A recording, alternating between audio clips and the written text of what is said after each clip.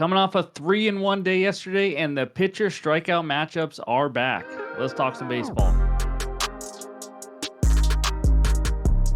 What's going on, everyone? Welcome back in to another episode for Just a Bet Outside. I am your host, Steven, and hope everyone is having a great Tuesday, Monday night, whenever you are listening to this. But we had a good day yesterday, finally. 3-1. Also made a little profit on the RBI props, but we'll go over the recap in just a little bit. As you guys heard, the pitcher strikeout matchups are here, making their first appearance of the season. So we got a couple to go over today, along with everything else, obviously. But quick reminder, you guys know NBA Best Bets video is already out, so be sure to check that one out. As we're on a nice 5-0 run, maybe 5-1, depending on what Steph does in this fourth quarter. But anyways, any graphics you see in this video are from an app called OUTLIER. The best betting research tool on the market today. I spend all of my time on it. No, not really, but I spend a lot of time on it. So you guys got to try it out. If you want to try to be a profitable long-term bettor, I think you need tools like this. All you got to do is click the link below and you get a 7-day free trial to give it a shot. So let's get into it. And that means it's MLB fun fact time. And actually, I got a question, and I'm going to give you the answer at the end of the video. This time, hopefully, I'll remember to give you the answer. But can you guess who had the most hits in the major leagues in the 1990s? Don't cheat. The answer will be right after the bets recap at the end. So in this video, we're going to recap yesterday, and then we're going to talk good and bad hitter matchups, and then the good pitcher strikeout matchups today, and then the full 15-game pitcher report, and then, of course, we'll finish it with our best bets and the bets recap. So hit that like button if you haven't already. Leave a comment below to help this channel continue to grow. Also, leave a comment. Let me know your best bets for the day. And then if you're new to the channel, you guys know what to do. Hit that subscribe button. Help us get to 40,000 subscribers. You guys are freaking awesome. I appreciate you guys every single day. But let's get it rolling. And that means it's recap time. All right, there it is. A nice 3-1 day. Bailey, Uber driver, comes up clutch. He was so good that they actually made him stay in too long. He actually left with 2 guys on base after already giving up 1 run. So those runs would have been his, but luckily they got out of it. But man, he has looked good lately. So he only gave up 1 run. Nice winner there. Aaron Judge, Ellie De La Cruz, our first 1-unit play of the season. And guess what? 1 hit in the first at bat for both of them. Gotta love it. Thank you for not letting me or making me sweat that out. And then Patrick Corbin somehow gets out of a lot of jams, limits runs, but guess what? It doesn't matter. He continues to go under his outs props, and he goes under 16.5. Actually goes 4 2/3 in that one. Didn't quite make it through the 5th. And then Rockies' first 5 innings money line for the sweep was our big underdog. They were up 3-2, I think, in the going to the top of the 4th. And they blew it. Feltner was a strike away from ending it, or in the top of the 5th, but then they got a couple hits and they scored. And I think the Rockies were down like 5-3 after 5 innings. So didn't get it done, but we took a shot. That Rockies team is just horrendous. Oh my goodness. Anyways, the RBI props, we went 1-1 today, gave those out in the added plays. Byron Buxton clutches up again, plus 145. And then Goldie did not get an RBI, but still, when you got these big plus money RBI props, you go 1-1, 2-2, and you're making profit. And that's why I like to give some of these out sometimes. So anyways, that's what we got for the bets recap. Digging out of that hole, getting closer to even now as we're down 2.02 units. So it's now time for the good and bad hitter matchups. All right, we got a ton of good hitter matchups for you today. This is just page 1 with Machado up there leading it off with 11 for 32 with a home run. How about Keibert Ruiz, 8 for 27 with 3 home runs off Zach Wheeler? Pretty impressive. And then you got a couple Phillies with Castellanos and Turner. Some big name guys. TJ Friedl on the bottom hitting the ball well, 5 for 14. Also, Mookie Betts hitting almost 500 off Sandy. And then Spencer Steer is hitting 500, 6 for 12 off Miles Mikolas. So on and so on. Will Smith, 5 for 12. Again, we got a lot of good ones here. Orlando Arcia, 5 for 11. All the way down to Nathaniel Lowe and Ozzie Albies, both 4 for 11 in their matchup as well. So take a screenshot. Hopefully this helps you. Let's check out page 2 now. And that's right, we got 10 more. We started out with Randall Grichuk, a guy everyone can't wait to go bet, right? And then we go all the way to Matt Olson, 3 for 10 off Herman Marquez. Decent. Obviously nothing special. Gavin Sheets over there on the right side for the Padres is 5 for 8 off Logan Webb. And then Wade, Adames, and we end it with Tommy Edman. So, again, hopefully these help you guys get some winners, but there are a lot of that doesn't make sense. There are a lot of good hitter matchups today for you guys. And now, let's go check out the bad hitter matchups, and I only got 6 of them for you. Elias Diaz, 1 for 22 with 5 Ks off Logan Webb. Bellinger, 2 for 15 off Kyle Gibson. That's right, he is pitching. Kyle Tucker, 1 for 12 off Heaney. And then you have the other on the right side. I don't even understand it, honestly. Aaron Judge, 1 for 10 with 4 Ks off Kyle Gibson. It just doesn't make sense to me. But Edward Julian, 1 for 11 with 7 Ks off Tanner Bybee. That is no bueno at all. So That's what we got for the good and bad hitter matchups. And now let's talk some pitcher strikeouts. All right, for the first time this year, we got two pitcher strikeout matchups. And again, if you're new to the channel, what I do here is I take high strikeout pitchers that are facing high strikeout teams. So it's not just any pitcher who can strike out guys or anything. And it doesn't even mean go bet them for sure. It obviously depends where the line is and stuff, but just more info for you guys. First one, the lefty, Carlos Rodon at the Orioles. We know the Orioles have struggled mightily against lefties. They also have the sixth highest K percentage versus lefties the last 3 weeks, 27.8%. Rodon, 45 Ks in 36 innings. 8+ Ks now in 4 straight starts. His K rate is higher on the road, 33.3%, smaller sample size as of now, and a higher K rate versus righties compared to lefties, quite a bit higher. And then fastball, Freddie Peralta, White Sox, third highest K percentage versus righties the last 3 weeks at 25%. Peralta, 36 and 33.1, so a little over 1 per inning. He had 6+ Ks in his first 4 starts, but keep in mind, he's only had 5 and 3 in the last 2 starts. But you know what? The whiff rate is still there. I'm still seeing some good underlying numbers. But that was against the Giants and A's. And then similar home road K splits, so nothing big there. And a much higher K rate versus righties as well, around 31% compared to 22.1%. So you guys also might be wondering, well, you know what? There's a lot of other better or really good strikeout pitchers today. Logan Webb, as you see on the bottom, Logan Webb, Pavetta, Eduardo Rodriguez, Garrett Crochet, Mackenzie Gore, Zach Wheeler, all very good strikeout pitchers, but they're facing some low K teams, that's for sure. Especially Garrett Crochet facing the Blue Jays, who are in the bottom 5, and so on and so on. So that's why you don't see them, but just want to point that out as well. So that's what we got for the pitcher strikeout matchups. Now let's take a look at the pitcher report. All right, here are the first 8 matchups of the day, starting with Chris Paddock against Tanner Bybee. Bybee, 3 good and 2 horrendous starts. 13 of his 15 earned runs given up were in those 2 bad starts.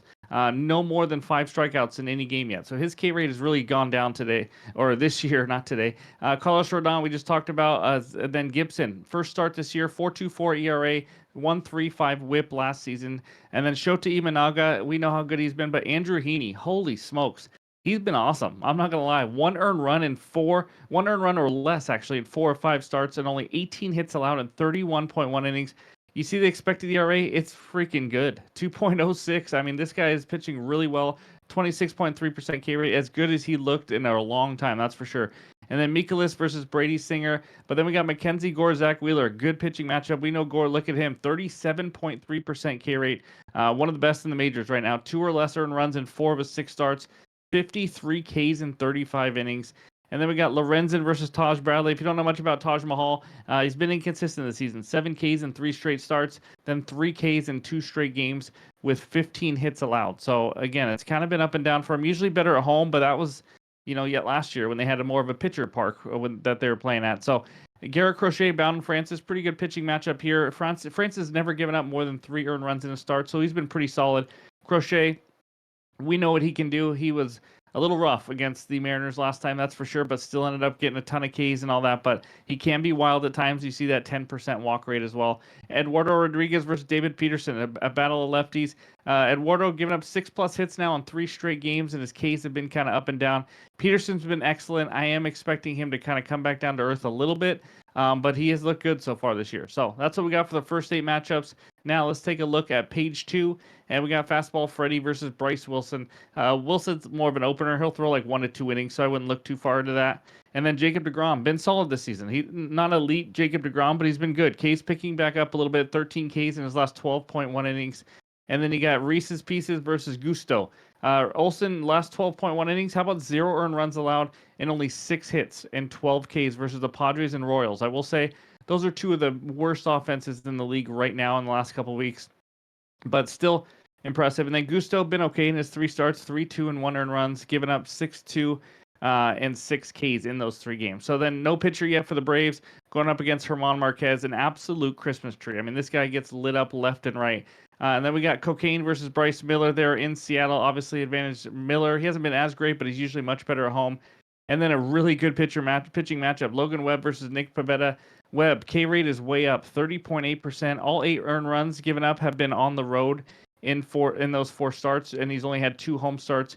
So he is always a pitcher that's been better at home in San Francisco. And then you got Pivetta. He's been absolutely elite. 1 earned run and 9 hits given up in his last 3 starts. That's right, 20 innings, 1 earned run, and 9 hits allowed. He's gone 6+ innings in 4 or 5 games, so he's giving them length as well. And then Mr. Sandy, giving up 3+ earned runs in 3 straight starts, also has 8 walks in the last 3 starts. And this is what's crazy about him. You can tell he just doesn't have his swing and miss stuff anymore or location. He only has 6 Ks in his last 13.2 innings. That's just not missing bats. Obviously he's working back from an injury, but he is just not himself right now. So that's what I got for all 15 of the matchups today and all the research help. And now it's time for the best bets. This first one takes us out to Camden Yards, where the Orioles host the New York Yankees. Yanks minus 155 on the money line. Orioles plus 130 with a total of 9.5 runs. I'm betting an Orioles game. I know it can be dangerous for me, but I'm taking a prop. Give me Carlos Rodon over 6.5 Ks plus 106 on FanDuel. Half unit play for me here. We just talked a lot about this one in the pitcher strikeout matchups. If you fast forwarded, you missed a lot of info, but I'm still gonna say a few of the things, but I'm also gonna summarize a little bit. Rodon, good with Ks. Orioles, no good with Ks. How's that? No, not quite. Anyways, Rodon, 8+ Ks in 4 straight. We know that. Higher K rate on the road, 33.3%. Ranked in the top 20th percentile in whiff rate as well. You'd love to see that. Using stats from the last 3 weeks, here were those opponents for Rodon where he had 8+ Ks in each of them. 4th highest K rate versus lefties in the Guardians. Then he faced the Tigers, 8th highest K rate. Then the Giants, 13th highest. And the Rays, 14th highest. So all pretty good matchups. Well, guess what else fits in there? It's the Baltimore Orioles. They have the 6th highest K rate versus lefties last 3 weeks. As we talked about, they should have 4 to 5 guys with K rates over 27% versus lefties in their lineup. Again, lefties, you don't see them all the time. We're still in the first month, still smaller sample sizes, but lefties versus the Orioles. Of the lefties to face the Orioles, the starters, to at least go 4 innings, 5 of those 8 have had 7+ Ks. 6 of those 8 have had 6+ Ks.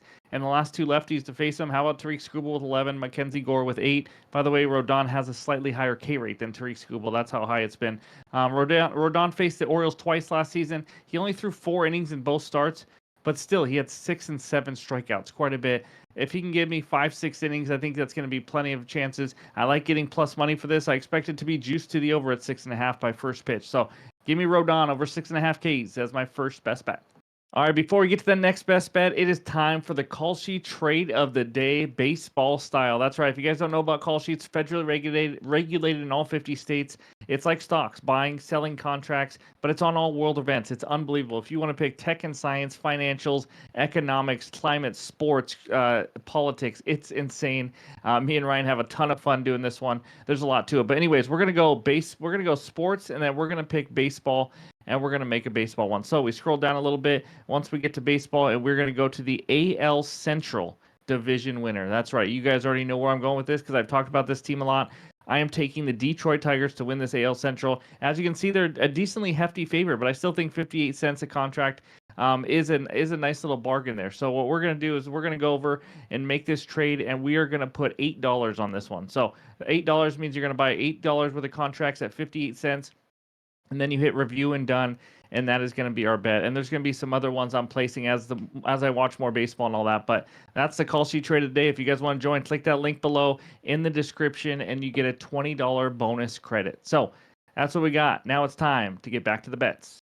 This second one takes us out to Cleveland, Ohio, where the Guardians host the Minnesota Twins. Guardians moneyline minus 155, Twins on the moneyline plus 130 with a total of 8 runs. I got a 1-unit play. That's right. It's a pitcher prop. Give me Tanner Bybee under 17.5 outs recorded. Minus 110 on DraftKings. Again, this is a 1-unit play. Second one of the year.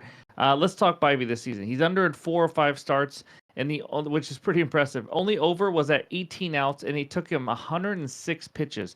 I expect his pitch count to go back down to 95. Sometimes you see that with pitchers when they have some crazy huge game, 105 to 110 pitches. Usually they kind of limit it a little bit. Again, he'll be fully stretched out. 95 still a lot, obviously, but this guy is just a very inefficient starting pitcher. He throws a lot of pitches outside the zone, and guess what? He's in the bottom 10th percentile of chase rate. Hitters are just not very fooled. He's also in the bottom 25th percentile of whiff rate, not missing a lot of bats.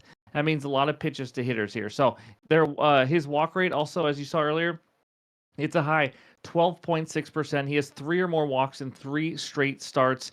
Now he faces the Twinkies.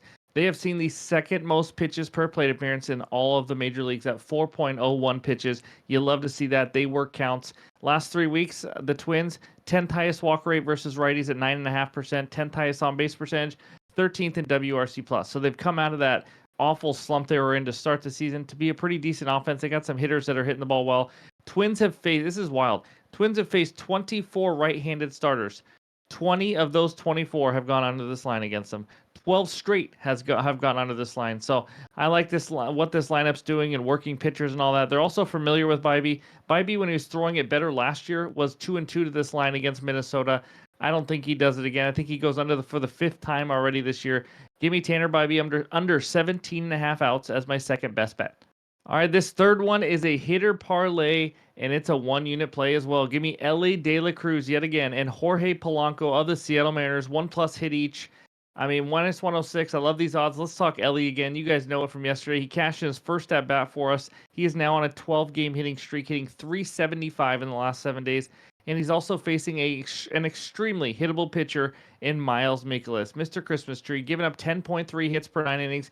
He also really struggles versus lefties. Elly will hit lefty versus Mikolas, obviously, because he's a switch hitter, but he's given up a 319 average to lefties this season and has a ridiculously low 12.3% K rate. He doesn't miss many bats. That's what you like to see, because in order to get a hit, if you don't know, the bat has to touch the ball. Just saying. Elly could get 5 plate appearances here. I'm riding a hot bat. Second one, Jorge Polanco. I am always scared to go with the Mariner because I just assume we suck at hitting, but let's face it. Last few weeks, we've been one of the better offenses, and Jorge Polanco has been a big reason why we have. He was just named AL Player of the Week, in case you didn't know. The second Mariner in a row to get it, just saying. But he's hitting 377 this season. He now has 1+ hit in 9 of his last 10. He also just happens to be 5 for his last 8. He also only has 6 Ks in the month of April. So this guy is putting the bat on the ball, and now he's facing Kokonawicks. Cocaine is so much easier. Like Mikolas, he's very hittable, giving up 10.6 hits per 9 innings. And like Mikolas, he has a low K rate, 11.4% K rate. And like Mikolas, he is struggling versus lefties. Polanco is also a switch hitter, like Elly, but Mikolas is giving up a 321 average to lefties, and he gave up a 290 average last year. So he's been struggling against lefties for quite a while here. I'm riding 2 scorching hot bats versus 2 very hittable starting pitchers that struggle versus lefties. I'm also not very worried about these 2 bullpens after them. Give me Elly and Polanco, 1+ hit each, as my third and final best bet. That's what we got for today. Before we get out of here, let's check out the recap. All right, there it is. The 3 best bets so far. Carlos Rodon over 6.5 Ks for a half unit. Tanner Bybee under 17.5 outs recorded for 1 unit. And Elly De La Cruz and Jorge Polanco 1+ hit each for 1 unit have minus 106. Again, any added plays will be in the pinned comments below on X and on Discord. And of course, the answer to the trivia question at the beginning is Mark Grace. Never would have guessed that. The leading hits guy in the 90s. Pretty impressive. But anyways, thank you guys for watching. As always, I appreciate it. Hit that like button if you haven't already, and go check out that NBA Best Bets video. Let's keep it rolling today. Hope you have a great Tuesday, and we'll talk to you soon.